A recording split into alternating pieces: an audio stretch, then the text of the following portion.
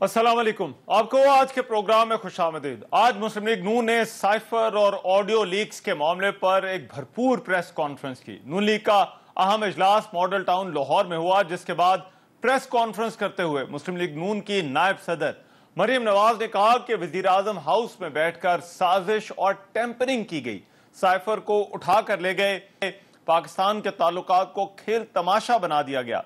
जैसे ट्रंप के घर पर छापा मारा गया, उसी तरह बनी गाला पे भी छापा मारा जाना चाहिए। वजीर दाखिला राना सनाउल्लाह ने कहा कि पार्लियामेंट इमरान खान के खिलाफ आर्टिकल 6 का फैसला करेगी।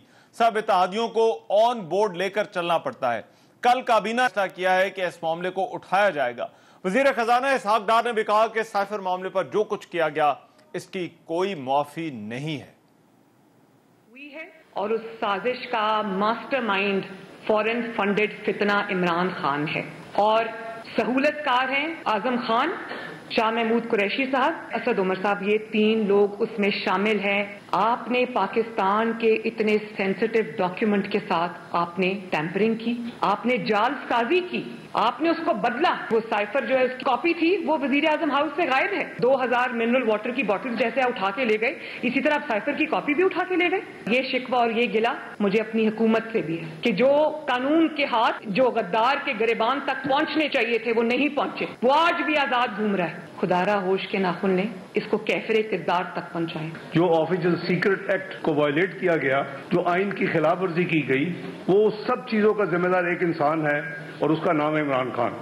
एविडेंस हमारे सामने है। अब क्या हम सियासी मसलत के तहत इसको हाथ ना लगाएं? ये नहीं हो सकता। We will be failing in our national duty, we will be failing in our oath, we will be failing in our constitutional duty अगर हम अप्रोप्रिएट एक्शन नहीं लेते। This is something you can't ignore. ये इत्तेहाद की हुकूमत है और इत्तेहाद में सबको ऑन बोर्ड लेके चलना पड़ता है। कैबिनेट जो है वो इस बारे में फैसला करे, इसे गिरफ्तार किया जाए, इसे प्रोसिक्यूट किया जाए। इस मामले को पार्लियामेंट में भी उठाया जाएगा और मुझे उम्मीद है कि बहस के बाद पार्लियामेंट जो है इसके खिलाफ आर्टिकल 6 का रेफरेंस दायर करने का फैसला करेगी और उस फैसले के बाद ये आदमी जो है ये अपने अंजाम को पहुंचेगा।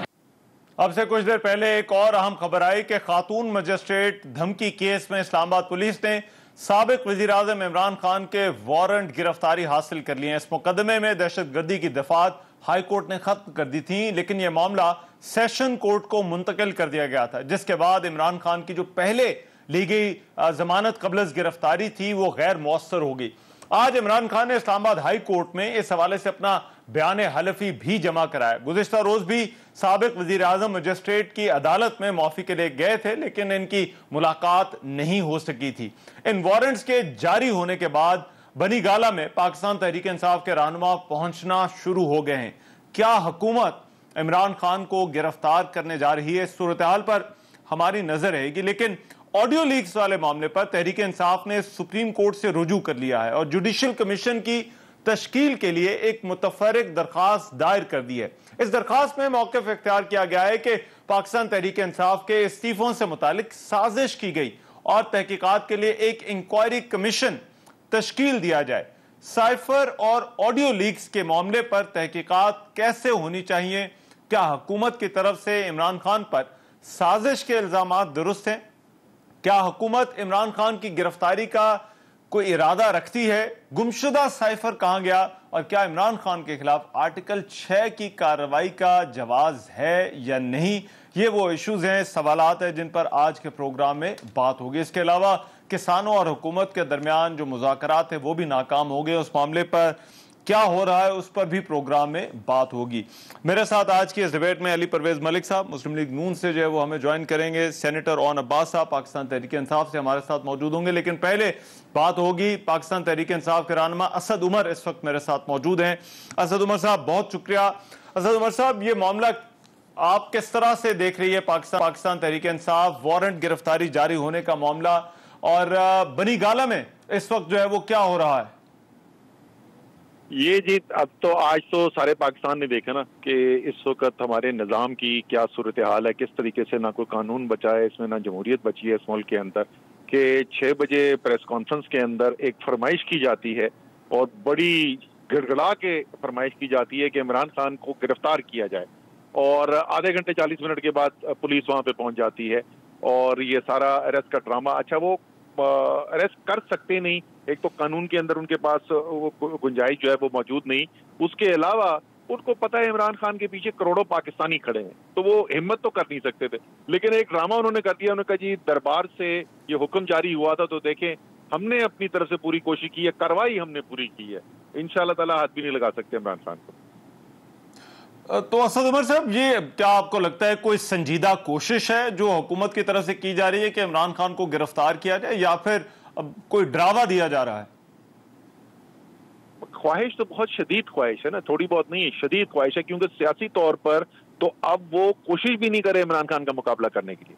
सियासी तौर पर तो इमरान खान ने इनको चारों शाने चित कर दिया है, तो अब जो है वो कोई हरबा ढूंढ रहे हैं कि किस तरीके से इमरान खान को काबू किया जाए, क्योंकि सियासत से तो काबू होते नहीं, वो सारी कौम जो है इमरान खान के साथ जाके खड़ी हो गई है। तो बिल्कुल इनकी बड़ी सीरियस ख्वाहिश, संजीदा ख्वाहिश है, शदीद ख्वाहिश है कि किसी न किसी तरीके से इमरान खान को किसी गैर सियासी तरीके से काबू किया जाए। ठीक है, अब असद उमर साहब हमारे साथ मौजूद है, बहुत शुक्रिया असद साहब। मैं सेनेटर ओन अब्बास साहब आपसे इस बहस का आगाज कर लेता हूं, क्योंकि ये एक रीसेंट डेवलपमेंट है। क्या आपको लगता है, आपको भी लगता है कि इस वक्त हुकूमत चाहेगी कि इमरान खान को गिरफ्तार करे जाए? जबकि हुकूमत का कहना है कि यह कानूनी मामला है उनकी, क्योंकि जो इंसदाद दहशतगर्दी की अदालत थी वहां से केस शिफ्ट हो गया सेशन कोर्ट, जहां से उनको दोबारा जमानत करानी थी, तो अब उन्होंने नहीं कराई, तो इसलिए उनके वारंट गिरफ्तारी जारी हो गए। मैं समझता हूँ कि वैसे इसमें कानून की अमलदारी कम और ख्वाहिशात की जो पाबंदी है वो ज्यादा लग रही है। मतलब आज ये महज इत्तेफाक ही हो सकता है कि मरियम नवाज शरीफ ने आज ही कहा कि मुझे बड़ा अफसोस है अपनी पार्टी के ऊपर कि खान साहब को अरेस्ट क्यों नहीं किया, अगर अचानक ही रात को पुलिस पहुंच जाती है। ऐसा कौन सा बड़ा दहशतगर्द बनीगाला में छुपा बैठा है जो सुबह के टाइम किसी भी सेशन की अदालत में पेश नहीं हो सकता था, या हमको नहीं कहा जा सकता कि जी सुबह आके अपना बयान रिकॉर्ड करा दें। मतलब आज से एक हफ्ता पहले जब ये 780A के उसमें केस खत्म किया गया तो उन्होंने कहा था इसको दहशतगर्दी की अदालत से सेशन कोर्ट में शिफ्ट कर रहे हैं। अगर कहीं पे इत्तफाकन किसी वजह से कोई पेशी नहीं आई तो रात को 8 बजे उसके घर पुलिस भेजने की आखिर इतनी मंतक क्या नजर आती है, सिवाय इस चीज के अलावा कि जैसे असद उमर साहब ने फरमाया, क्योंकि इस वक्त पॉपुलैरिटी बहुत ज्यादा बढ़ चुकी है, पॉलिटिकली वो बहुत ज्यादा ऊपर जा चुके हैं, तो उसका एक ही तरीके उनको अरेस्ट कर लिया जाए। इस तरह नहीं हो सकता। वाज़ेहत के साथ ये पाकिस्तान में कानून कम और ये बनाना रिपब्लिक की मामला ज्यादा चल रहे हैं। परसों मरियम नवाज शरीफ को जिस तरीके से अपना उन केसेस में 5 साल पुराने केस में बाइज्जत बरी किया गया, या इसहाक डार आज से 5 साल बाद अचानक पाकिस्तान में लैंड करके वजीर खजाना का हल्फ ले गए। आई मीन सिंपली चीजें क्या पॉइंट आउट हो रहा है, कौन सा कानून यहाँ पे आ रहा है? मतलब वो भी सारा कानून था जो आज कानून है। So it is just a bluff. ये ऐसी एक खान साहब को मलाइन करने की कोशिश है। Nothing will come out of. And मैं पर्सनली समझता हूँ ये जो इत्तेफाक है पुलिस भेजने का, ये अरेस्ट करने के लिए सिर्फ एक टोपी ड्रामा करने की कोशिश की गई है ताकि मरियम नवाज शरीफ आज रात को सुकून से सो सके और राना सनाउल्लाह की नौकरी बच सके। बाकी इसमें से कुछ नहीं निकलेगा जी। अच्छा, मगर सर आप क्योंकि पीटीआई के रहनुमाओं से राब्ते में हैं, क्या खान साहब जो है वो बनी गाला में ही हैं इस वक्त? वेरी फ्रैंकली वो बनी गाला में है, और आपने शायद ट्विटर पे फोटो देखी नहीं है कि वो अपने पेट्स के इस वक्त खाना भी डाल रहे हैं और इस वक्त एक्सरसाइज भी कर रहे हैं शायद। So he is very much there. लेकिन एक चीज बता दूं, ये खान साहब ने कुछ नहीं करना, ये जो कुछ करना है अवाम ने करना है। खान साहब के वहां रहने जाने ये इश्यूज मतलब इररेलेवेंट है। रेलेवेंट क्या है कि अवाम का रिएक्शन क्या आएगा, दैट यू विल नो। और वो आप देखेंगे कि अगर खुदा ना खासा इन्होंने खान साहब को अरेस्ट किया, और जो बार बार कहते हैं, ये जो कहते हैं ना रेड लाइन रेड जोन, असल रेड लाइन इमरान खान है। और अगर जब अरेस्ट करेंगे तो आप देखेंगे, बल्कि पूरा पाकिस्तान देखेगा कि आवाम की जो मोहब्बत है उसका जो एक जो टेम्परेचर गेज है वो रिएक्शन आपको नजर आएगा।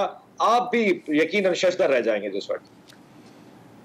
अच्छा, अब अली परवेज मलिक साहब, ये एक डेवलपिंग स्टोरी है, मगर मैं आपका कमेंट इसके ऊपर जरूर चाहूंगा। एक चीज जो कि दोनों तरफ असद उमर ने भी बात की और सेनेटर ओन अब्बास साहब भी वही बात कर रहे हैं कि क्या इन वारंट गिरफ्तारी का जारी होना, इसका ताल्लुक आज की जो प्रेस कॉन्फ्रेंस थी जो मुस्लिम लीग नून के रहनुमाओं ने, जिसमें मरीम नवाज भी शामिल थी, उस प्रेस कॉन्फ्रेंस से इसका ताल्लुक है? बिस्मिल्लाहिर्रहमानिर्रहीम। बहुत शुक्रिया रहमान साहब, आपने अपने प्रोग्राम में याद किया। देखिए, मैं गुजारिश आपसे सिर्फ ये करूंगा कि हमने किस हद तक इस ड्रामेबाजी को बर्दाश्त करना है, जरा काइंडली एक दफा ये मामला तय कर लें और उसके बाद मेरे इन दोनों काबिल एहतराम भाइयों से पूछ के बता दें क्या हुकूमत का कोई किरदार इन वारंट्स के इशुएंस के अंदर है कि नहीं है। और इसके साथ साथ अगर हुकूमत का कोई किरदार नहीं है और इमरान खान साहब ने खुद एक बेल करवाई हुई थी और जिसकी एक्सटेंशन के लिए वो आज अदालत में पेश नहीं हुए और जज साहब ने वो वारंट जारी कर दिया है और उस सारी चीज का ये नजला हुकूमत के ऊपर गिराना चाहते हैं, तो मुझे बताएं मैं इसका आपको क्या जवाब दे सकता हूं। पर मैं आपके प्रोग्राम से जो गुजारिश करना चाहता हूं वो उन आला अदलिया के जजों से और जिस अदालत के ये वारंट्स इशू हुए हैं उनसे मैं ये जरूर अपील करना चाहता हूं कि आज एक दफा फिर उस शख्स की जमात का किरदार देख लें जिसके सर के ऊपर बंदूक रख के आपने माजरत लिखवाई थी। आज फिर अदालत जब ये कानूनी काम को आगे लेके चल रही है तो इनके रवैये और टीवी के ऊपर आके ड्रामाबाजी देख लें। तो ना हुकूमत का इस मामले से कोई लेना देना है, एक पर्चा वहां पे उनके नाम पे रजिस्टर हुआ है, इन्होंने बेल कराई थी, इनको सुबह 8 बजे अगर उठने में कोई प्रॉब्लम थी तो अदालत के अंदर अपना वकील पेश करके अपनी बेल को एक्सटेंड करवा लेते। इसके अंदर हुकूमत को कहां से घसीट के ले आए, मरियम नवाज साहिबा को कहां से घसीट के ले आए, राना सनाउल्लाह साहब को कहां से घसीट के ले आए। आप मुझे खुद बता दें क्या इसमें हुकूमत का कोई किरदार है। तो खुदा के लिए हर चीज के ऊपर सियासत करना छोड़ दें। आपने इस मुल्क की खारजा पॉलिसी का पहले मजाक उड़ा लिया है, आपने यहां पे इकोनॉमिक टेररिज्म करने की आप कोशिश के अंदर पकड़े गए हैं, आपने फौज के अंदर बगावत करने की तरगीब आप करते हुए पकड़े गए। तो खुदा के लिए कहीं तो वो red line, Imran Khan red line नहीं है, इस रियासत के मफादात रेड लाइन है। तो काइंडली इस तरह से इदारों की तजलील और मजाक मत उड़ाएं, मैं ये गुजारिश कर रहा हूं। अच्छा, मगर अली भाई आज आर्टिकल 6 के हवाले से तो बात की, अब मैं जरा इस पे भी स्टोरी पे हम नजर रखेंगे क्योंकि अभी वहां पर डेवलपमेंट्स हो रही हैं। लेकिन आज की जो प्रेस कॉन्फ्रेंस थी उसमें दो बातें जिसकी तरफ बड़ा वाज़ेह इशारा। एक, मरीम नवाज साहबा ने कहा कि जिस तरह डोनाल्ड ट्रंप के घर पर छापा मारा गया उसी तरह साइफर वाले मामले पर बनी गाला पे भी जो है वो छापा मारा जाना चाहिए और उन्होंने कहा कि मेरी अपनी पार्टी से इस हवाले से गिले। और दूसरा जो बात हुई वो आर्टिकल 6 के हवाले से हुई जिस पर राना सनाउल्लाह साहब का मौक़िफ़ था। उन्होंने कहा कि ये मामला मैंने सामने रखा और मैंने अपनी तजवीज़ भी दी, मैंने अपनी रिकमेंडेशन भी दी कि ये होना चाहिए। तो हुकूमत ऐसा लगता है कि एक जो है वो ग्राउंड तो प्रिपेयर कर रही है कहीं ना कहीं इमरान खान की गिरफ्तारी के हवाले से या बनी गाला पर छापे के हवाले से। देखें रहमान साहब, मैंने गुजारिश ये की कि रेड लाइन जो होनी चाहिए ना वो इस रियासत के मफादात के साथ कोई भी खिलवाड़ करे, ये वो रेड लाइन होनी चाहिए जिसके ऊपर हम सबको अग्री करना चाहिए। गुजारिश ये है कि आप किसी ये फॉरेन ऑफिस के ऑफिशियल को जरा फोन करके कॉल मिलाएं और उनसे पूछें जब डिप्लोमेटिक केबल जिसको साइफर कहते हैं अगर वो आपके मुल्क आती है तो उसकी क्या अकाउंटेबल गिनती की कॉपी जो है वो फॉरेन ऑफिस के अंदर प्राइम मिनिस्टर हाउस के अंदर जो रिस्ट्रिक्टेड सर्कुलेशन वाली होती हैं, जो हाई सेंसिटिविटी वाली होती हैं, उनकी क्या रिस्ट्रिक्टेड कॉपियां जाके ऑफिस के अंदर नहीं आती? क्या उसकी कॉपी भी करना, क्या उसको अपनी फाइल से निकाल के इस तरह से जलसागाह ले जाके लहराना, क्या ये जो आपका ऑफिशियल वो सीक्रेट्स ऑफिशियल एक्ट है उसकी खिलाफ वर्जी नहीं है? तो अगर आज प्राइम मिनिस्टर हाउस के अंदर जो साइफर की कॉपी वहां पे मिल नहीं रही और आपके सामने एक वजीर आजम ने अपने हल्फ की पासदारी नहीं की, उसको जलसों के अंदर आपकी एक डिप्लोमेटिक केबल को उन्होंने इस्तेमाल किया है, तो इसके अंदर क्या कानूनी कार्रवाई होनी चाहिए कि नहीं होनी चाहिए? उसके बाद आर्टिकल 6 उस पर इन्वोक होता है कि नहीं होता, ये तो जो लीगल यहाँ पे माहिर है वो अपनी उसके ऊपर खुद डिटरमिन कर लेंगे कि ग्रेविटी या उसके ऊपर क्या कॉन्सिक्वेंसेज होंगे इस कानून की खिलाफ वर्जी के। पर पॉइंट ये है कि यहां पे कानून तो तोड़ा गया ना। आपने जो हल्फ उठाया था वजीर आजम पाकिस्तान का जिसके अंदर आपने कहा था कि मैं अपने जाती मफादात के लिए कोई स्टेट सीक्रेट का इस्तेमाल नहीं करूंगा, कोई रियासत के मफादात के ऊपर कॉम्प्रोमाइज नहीं करूंगा।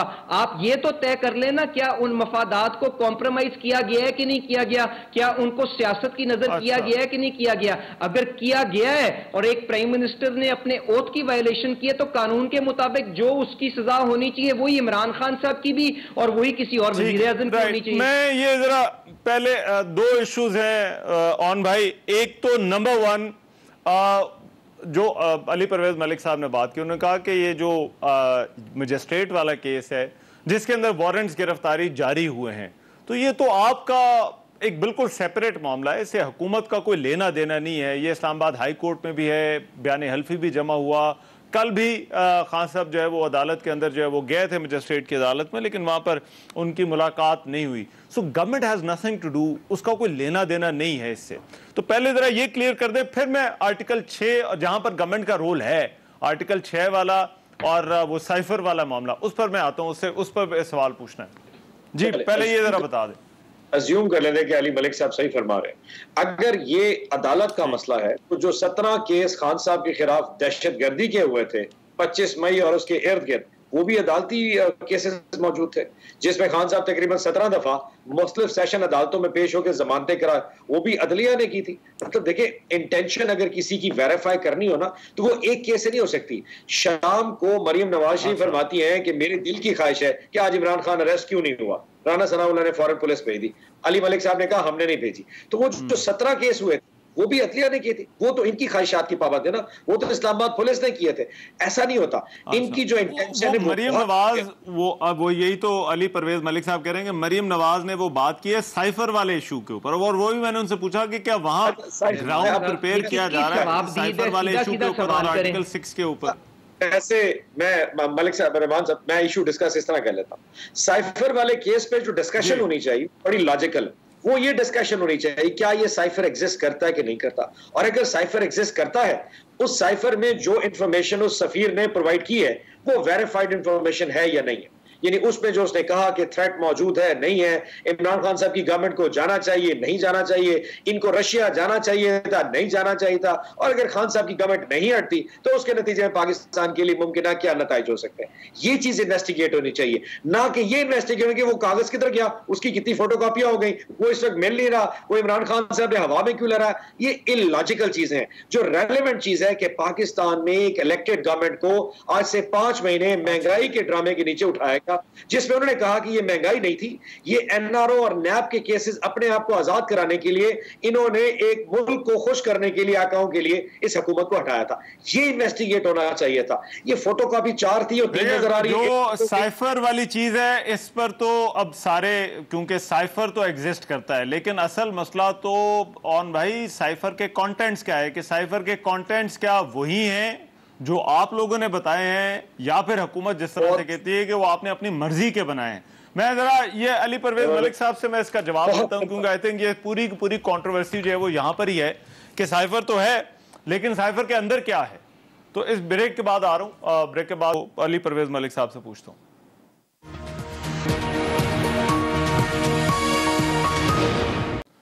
ब्रेक के बाद प्रोग्राम में एक मरतबा फिर से खुशामदीद। साबिक वज़ीर-ए-आज़म इमरान खान के वारंट गिरफ्तारी इस्लामाबाद पुलिस ने हासिल कर लिए। ये मामला अभी चल रहा है, लेकिन साथ ही साथ जो आज प्रेस कॉन्फ्रेंस की उसमें साइफर के हवाले से मुस्लिम लीग नून की जो क़यादत है, हुकूमत है, वो कार्रवाई का इरादा रखती है। कहीं आर्टिकल 6 की भी बात हुई। बुनियादी बात वही है कि हुकूमत का कहना है कि साजिश इमरान खान ने की और इस पर कार्रवाई होनी चाहिए। अली परवेज मलिक साहब, देखिए जो कंट्रोवर्सी है वो ज्यादा इस चीज के ऊपर है कि साइफर के अंदर क्या है, और एक तरफ तो अब हुकूमत ये कहती है कि साइफर जो प्राइम मिनिस्टर हाउस की कॉपी है वो वहां पर मौजूद नहीं, लेकिन एक्सेसिबल तो है। तो क्या ये बहुत मुश्किल काम है कि वो साइफर जो है वो उसके जो मंदरजात हैं, जो पीटीआई या साबिक इमरान खान जो है वो जो बात उस साइफर के मुतालिक कहते हैं कि इसमें ये चीजें थी, और फिर ओरिजिनल साइफर जो है वो क्या था, तो क्या इसमें जो है वो कोई तहकीकात मुश्किल काम है कि जो उसके असल मंदरजात हैं वो सामने आ जाएं? रहमान साहब, गुजारिश इस तरह से है, मैंने आपको पिछले सेगमेंट में भी कहा कि ये जो ड्रामा इमरान खान साहब के वारंट्स के ऊपर खेलने की कोशिश कर रहे हैं ना, इसमें इनको ये समझने की ज़रूरत है कि ये सवाबदीदी इख्तियार वहाँ पे जुडिशरी का है, इसका हुकूमत के साथ कोई लेना देना नहीं। और एक दफ़ा फिर मैं आपके चैनल पर यह अपील करता हूँ कि जो लोग यहाँ पे जुडिशरी की तजलील कर रहे हैं, यहाँ पे इस तरह से इम्प्लाई करते हुए कि राना सनाउल्लाह के कहने के ऊपर इन्होंने ये वारंट्स जारी किए, इन सबको भी कंटेम्प्ट ऑफ कोर्ट के अंदर बुलाना करना चाहिए और आज उनको सोचना चाहिए कि इमरान खान साहब से जो जबरदस्ती सर पे बंदूक रख के उन्होंने माफीनामा लिया था उसकी क्या वक़्त कोई है कि नहीं है। अब आज एक कंटेंट्स ऑफ द साइफर के ऊपर गुजारिश ये है रहमान साहब के मुझे बताएं, जब इमरान खान साहब खुद वजीर आजम थे तो नेशनल सिक्योरिटी कमेटी की उन्होंने मीटिंग कॉल की थी कि नहीं की थी, उसके अंदर से क्या रिजल्ट निकला था। उसके बाद जो आपकी शहबाज शरीफ साहब की जब वजीर आजम थे उसके बाद एक दफा फिर जब उन्होंने नेशनल सिक्योरिटी कमेटी की मीटिंग कॉल की तो उसके अंदर क्या ये एक दफा कंक्लूड मामला नहीं हो गया हुआ कि यहां पे कोई बैरूनी साजिश हुई थी कि नहीं हुई थी।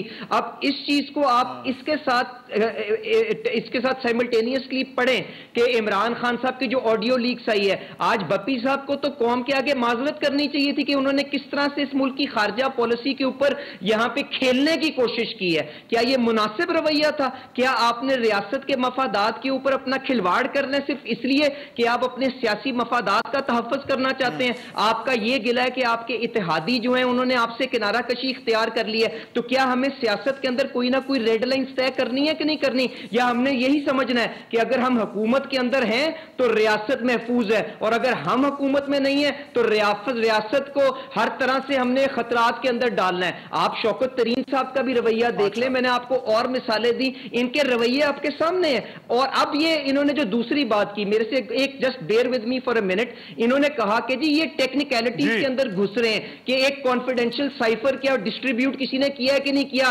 क्या वो प्राइम मिनिस्टर हाउस के दफ्तर से अपनी जेब में डाल के चला गया कि नहीं चला गया। तो आप इस चीज को अपना ऑफिशियल सीक्रेट्स एक्ट जो है उसके मुताबिक पढ़ लें। क्या आपका हल्फ, क्या आपका कानून इस चीज की इजाजत देता है कि आप एक लिमिटेड सर्कुलेशन का साइफर जो है, जो आपका एक फॉरेन ऑफिस के अंदर आया था कि चंद मखसूस लोगों तक जाना चाहिए, आप उसको इस तरह से फोटोकॉपियां करके लोगों के अंदर डिस्ट्रीब्यूट करते फिरे? अगर ये मानते हैं इन्होंने किया है और इनकी नजर में ये कोई बड़ी चीज नहीं है तो इसको अदालत के अंदर जब तफ्तीश के लिए जाएगा, तहकीक के लिए जाएगा, वो खुद ही तय कर लेंगे कि इनको इस सजा, इन्होंने कोई कानून तोड़ा है कि नहीं तोड़ा और इनको क्या सजा मिलनी चाहिए। It is as simple as that. ठीक है, ऑलराइट।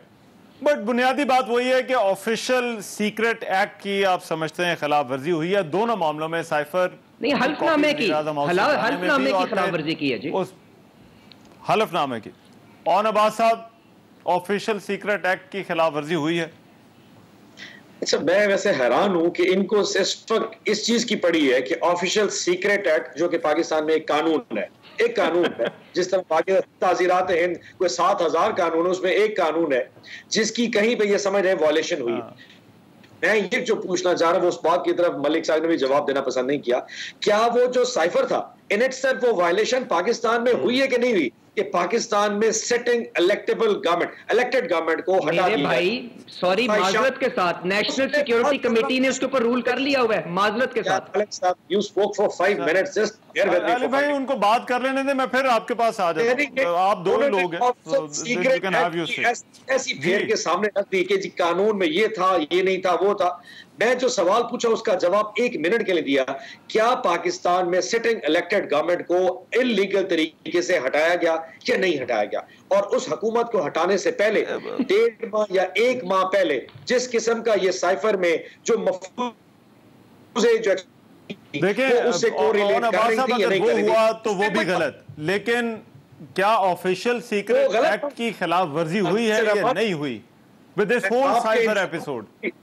मैं आपके इंसाफ को भी सलाम पेश करता हूं कि आप ये कह रहे हैं कि पाकिस्तान में एक कोई कागज या ऑफिशियल सीक्रेट एक्ट जो कि बहुत बड़ा होली कानून है हमारे लिए, उसकी कोई वायलेशन हुई है तो उसको बहुत बड़ा इन्वेस्टिगेशन करनी चाहिए। और पाकिस्तान में पूरी जमहूरियत को सिर्फ 1 मिनट में लपेट दिया गया क्योंकि पाकिस्तान में कोई एक और मुल्क चाहता था। मैंने तो उसकी मजम्मत कर दी कौन भाई, उसकी मजम्मत कर दी अगर वो हुआ है, उसकी मजम्मत कर दी अगर वो हुआ है। कंपैरिजन, इसका कोई कंपैरिजन नहीं है उससे। वो एक बहुत बड़ा पाकिस्तान में एक साने हुआ था, यानी कि आप पिछले 70 साल में कई दफा ये साने हुए। पहली दफा एक एविडेंस आपको मिला, आपको एक उसमें कागज मिला जिससे आपको प्रूफ हुआ कि पाकिस्तान में ऐसा होता रहा है और पाकिस्तान में ऐसा होने वाला है, और आपको हुआ। यानी कि सिंपल बात यह है कि आज से जो ऑडियो लीक्स आई उसमें चंद मिनिस्टर्स बैठे थे, उन्होंने कहा जी कि 8 ये 9 फलाने एमएलए जो है पीटीआई के, उनके इस्तीफे कबूल कर रहे हैं और 2 महीने बाद उन्हीं के इस्तीफे कबूल होते बाय इलेक्शन हो जाता है।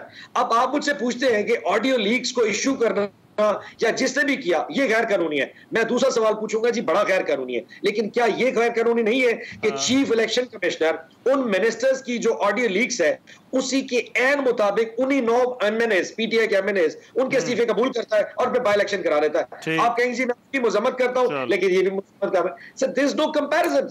इशू ये है कि आप एक दफा धजिया बिखेर देते हैं, आप फिर कहते हैं जी कानून ये कहता है, कानून ये कहता है, और छोड़ो कानून को यार, कुछ इंसानी। मुझे एक ब्रेक के बाद आने दें, मैं एक बात आता हूं। ये पीटीआई ने अब क्योंकि रुजू कर लिया है और ये इस्तीफों वाला मामला और ऑडियो लीक्स के हवाले से खास तौर पर एक जुडिशियल कमीशन का कहा है, तो क्या बेहतर नहीं है एक जुडिशियल कमीशन बन जाए, वो इस बात का फैसला करे कि ये ऑडियो लीक्स वाला मामला क्या है और इसके कंटेंट्स के ऊपर फिर क्या एक्शन होना चाहिए। एक ब्रेक के बाद आ रहे हैं।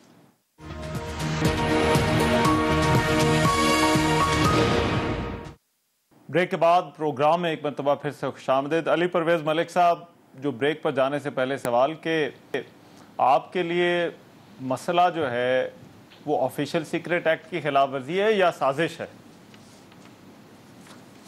अच्छा, गुजारिश इस तरह से है कि पहले तो मैं अपने निहायती काबिल एहतराम भाई की ये इस्लाह कर दूं कि इस्तीफे कबूल करना जो है ना, इख्तियार स्पीकर नेशनल असेंबली का है। जब स्पीकर उसको चीफ इलेक्शन कमिश्नर के पास भेजता है तो फिर वो नोटिफाई करता है। तो अगर इनको स्पीकर के इस इकदाम के साथ इतने गिले हैं तो इनसे ये भी तो एक सेकंड के लिए पूछ लें, ये अपने 120-25 एमएनएस को पकड़ के स्पीकर के आगे पेश क्यों नहीं कर देते ताकि ये मामला वहां पे कंक्लूड कर जाए। तो क्यों खाम खा की इल्जाम तराशी लोगों के ऊपर उठा रहे हैं? चीफ इलेक्शन कमीशन का इस मामले से कोई लेना देना नहीं है। अच्छा, अब दूसरी बात ये कि मैं इस चीज पे भी हैरान होता हूं कि मेरे भाई की जमात के अंदर हल्फ ये आप अपने गोशवारे अपने इनकम्प्लीट जमा करवाएं, उसके अंदर झूठ बोले, तोशा खाना के 14 करोड़ रुपए डिक्लेयर ना करें, उसकी कोई वक़्त नहीं है। अपना हल्फ जो आपने एज वजीर आजम उठाया था कि मैं आपके स्टेट सीक्रेट्स को गार्ड करूंगा, आप उसकी वायलेशन करें, उसका कोई इनके लिए कोई इसका रोल नहीं है। ऑफिशियल सीक्रेट एक्ट से कोई मामला लेना देना नहीं है, पर घूम घुमा के ये साइफर के ऊपर आ जाना चाहते हैं और चाहते हैं एक ऐसा आदमी जिसने वो साइफर ना देखा है ना पढ़ा है, वो उसके कंटेंट के ऊपर वहां पे कमेंट करे आपके टीवी के ऊपर बैठ के। मैंने क्या आपके पिछले सेगमेंट में जवाब नहीं दे दिया कि नेशनल सिक्योरिटी कमेटी की मीटिंग वजीर आजम इमरान खान साहब ने खुद चेयर की थी, वहां पे उसका जो बाहर फैसला निकला, उसका जो एलानिया निकला, उसको पढ़ ले। तो वहां पे इमरान खान ने क्यों नहीं एहतजाज किया, वहां पे चुप करके क्यों बैठे रहे? उसके बाद शहबाज शरीफ साहब के ने वही मीटिंग कॉल की तो वहां पे भी वही रिजल्ट निकला। तो आज आके मेरे से ये क्या यहाँ पे कहलवाना चाहते हैं? गुजारिश ये है रहमान साहब कि इनकी हुकूमत जो गई है एक आईनी तरीकेकार के ऊपर गई है, एक आईनी तरीकेकार के ऊपर गई है और जाके अपना गिला अपने इत्तेहादियों से करें, मेरे आगे रोना धोना मत करें। सही सही। इसको अब दो एक्सट्रीम्स हैं ऑन अब्बास साहब, आप कहते हैं कि ये साइफर है, साजिश है, दूसरी तरफ जो है वो आर्टिकल 6 की बात हो रही है, कहा गया कि आप लोगों ने जो है वो साजिश की। आपके ख्याल में ये इसका आगे वे आउट क्या हो सकता है? क्या कोई बैठ के इसका हल जो है वो निकाला जा सकता है कि इसके असल जो है वो कंटेंट जो है वो क्या है और किस तरह से जो है वो ये इस बात पे अब जो है वो फैसला हो सकता है कि ये साजिश है या नहीं है, या साइफर के अंदर क्या है, ये क्वालिफाई क्या करता है, साजिश के लिए क्वालिफाई करता है या नहीं करता? पहले तो बता दूं कि ये मलिक साहब कह रहे हैं कि मेरे सामने रोना धोना बंद करें, पता नहीं क्या समझ रहे हैं। मेरा कोई ऐसा रोना धोना नहीं धोया इनके सामने, तो अवाम के लिए बात थी, लेकिन वो ज्यादा जज्बात में ना रोना धोने वाली बात को ज्यादा सेंटिमेंटल ले गए।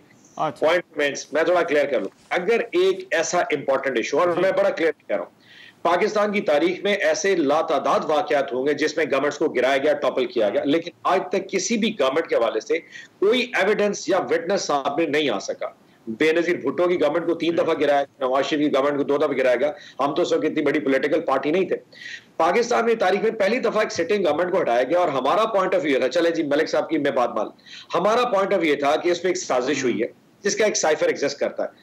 इसका वे आउट बहुत सिंपल है, आप ये छोटा ऑफिशियल सीक्रेट एक्ट, आप आज ही ये सिटिंग गवर्नमेंट बैठी है ना, शहबाज शरीफ आज ही एक लेटर इशू करे सुप्रीम कोर्ट ऑफ पाकिस्तान को कि जनाब एक साइफर एग्जिस्ट करता है, क्योंकि फॉरेन ऑफिस में कॉपी पड़ी ये साइफर। आप ये देखें पाकिस्तान के जो वाकयात हुए, जिस किस्म के वाकयात हुए मार्च में और अप्रैल में, 10 अप्रैल तक, वो 1-1.5 माह में जो वाकयात थे, इस साइफर की रोशनी में आप इन्वेस्टिगेट करके पाकिस्तान की आवाम को बता दीजिए कि हजूर इसमें कोई साजिश का एलिमेंट मौजूद है या नहीं। उसमें या तो हम चीफ जस्टिस आपके ख्याल में why not Pakistan chief justice इस काम के लिए आइडियल होंगे? सुप्रीम कोर्ट इज अल्टीमेटली और किसके पास लेके जाना है। एंड वेरी फ्रैंकली जब ये इन्वेस्टिगेशन होगी और उसमें क्या होगा, हम माफी मांग लेंगे कि नहीं जी हमें बहुत तरीके से गिराया गया, महंगाई की वजह से गिराया गया, हमारे अलाइज जो है वो हमसे नाराज। मैं ऑन भाई एक ब्रेक पर मुझे जाना है, क्योंकि ये मैंने साइफर वाली बहस इस सेगमेंट में करनी है। अगले सेगमेंट में एक और बड़ा इंपॉर्टेंट इशू है, ये किसानों वाला। मैं चाहता हूं जरा उसके ऊपर हम इस प्रोग्राम के अंदर जरूर बात करें कि उनके मसाइल क्या है और उनके साथ जो मामलात हैं वो कहां तक पहुंचे हैं। एक मैं ब्रेक ले रहा हूं, ब्रेक के बाद वापस आ रहा हूं।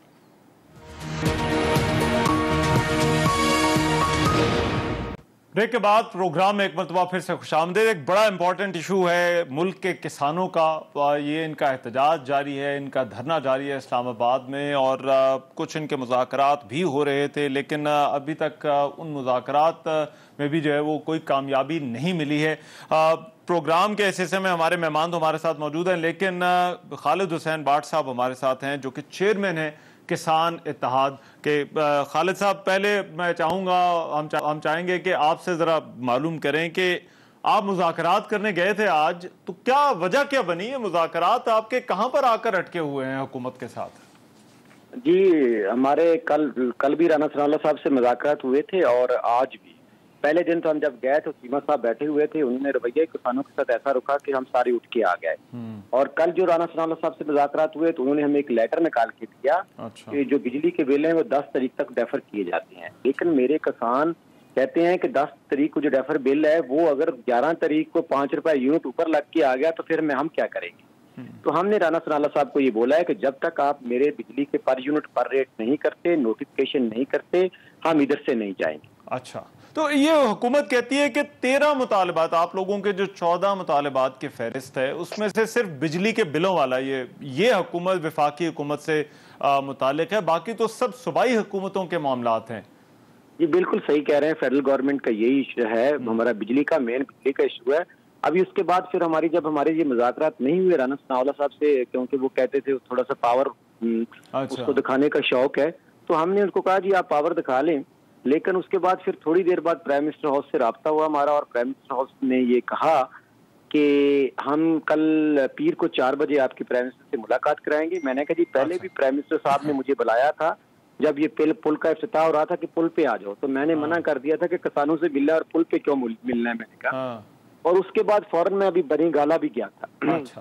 क्योंकि फेडरल गवर्नमेंट ने कहा है कि हम आपका इशू कर देते हैं, लेकिन मैं बनी गाला भी गया था कि 2 सूबाई हुकूमतें इमरान खान साहब के पास हैं, एक पंजाब और एक केपी के। ठीक है। पंजाब सबसे पहले तो गिला हमें ये है, हाशिम डोगर साहब हैं जो वजीर दाखिला साहब और उनके सूबाई मिनिस्टर साहब, जब हम उधर से लोग लेके आ रहे थे तो अब यकीन करें 4 दिन तक हमें जो जलीलो ख्वार किया, हमें आने नहीं दिया। आखिर तक हमें जब हम निकल रहे थे तो आधी से ज्यादा बसें आरटीओ और मुख्तलिफ तरीके से हमारी रोक ली गई।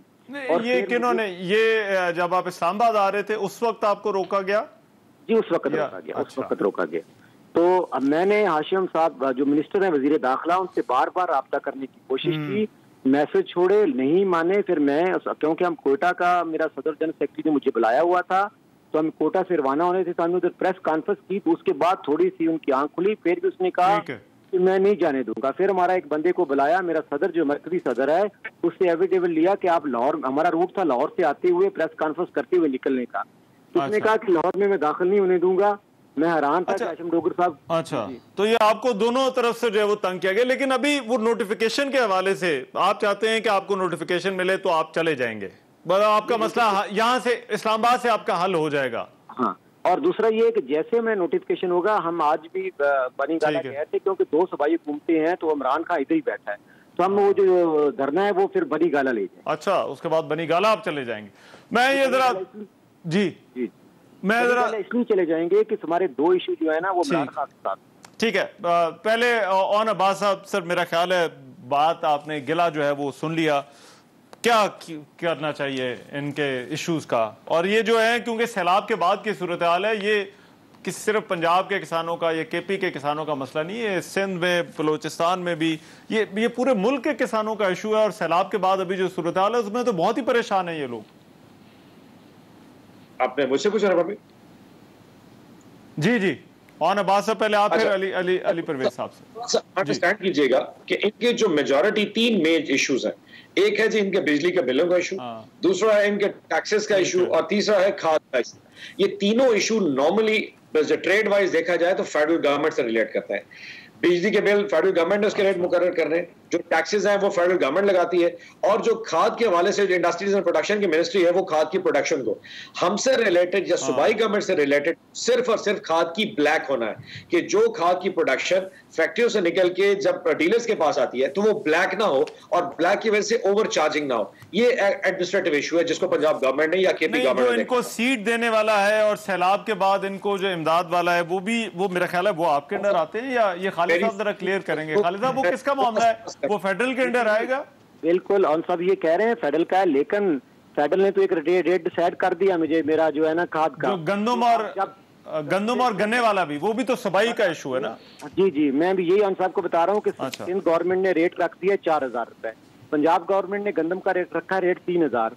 इधर से तो पूरी पंजाब की गंदम अफगानिस्तान स्मगल हो जाती है। अगर 4000 सिंध गवर्नमेंट का है, मेरे पंजाब के किसान का 3000 है, और 3000 में सारी गंदम जो है वो स्मगल होकर अफगान। ठीक है जी ऑन अब्बास साहब। देखें, जब कभी रेट लगाए जाते हैं गंदम के, उसके लिए थोड़ी सी रैशनल होना इंपॉर्टेंट है।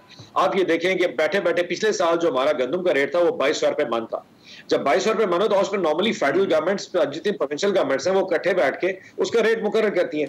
पंजाब गवर्नमेंट ने जब 3000 रेट रखा तो सिंध गवर्नमेंट आप हमेशा देखें वो ऐसा एक एडेड एज लेके जाती है। उसका रैशनल देखें, जब 4000 रुपए मन गंदम होगी तो ला वाला आटा 5000 मन पे जाएगा, यानी कि 20 किलो आटे का थैला 2500 रुपए का होके जाएगा। अब गवर्नमेंट को बैलेंस क्रिएट करना है जहां पे किसान जो कि हमारी रीढ़ की हड्डी है, हम समझते हैं कि उसका बैलेंस भी क्रिएट है कि उसकी जो इनकम है वो भी रहे, और साथ जिस लोगों ने आटा या नान या जो खरीदने हैं उनके ऊपर भी इजाफी बोझ रहा। ये जो बड़ा फाइन बैलेंस है क्रिएट करने की जरूरत है।